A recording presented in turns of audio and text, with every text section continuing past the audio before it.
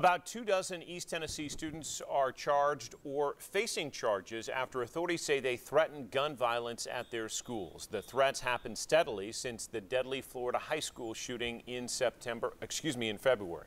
But once these minors are charged, the question is what happens next. 10 News reporter Shannon Smith explains the steps these kids go through in the legal system. Shannon? Robin, John, the most recent arrest happened just yesterday when officials sent 2 students to the Knox County Juvenile Service Center. Law enforcement is taking the threats seriously, and the students are dealing with the consequences.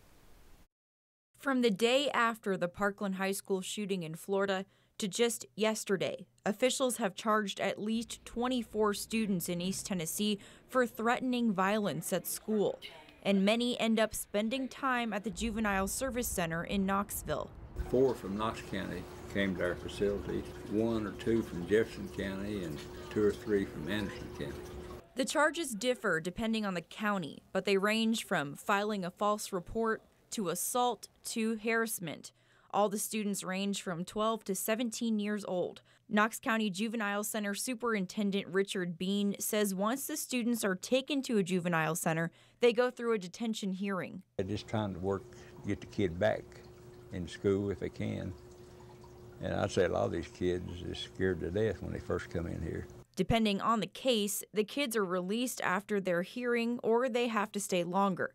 The District Attorney General's office in Blount County says students there are generally held until they can be evaluated by a licensed clinical psychologist. Then they'll be back in court for the judge's decision on their case. Probably probation, do some public service work. But any type of punishment varies from case to case.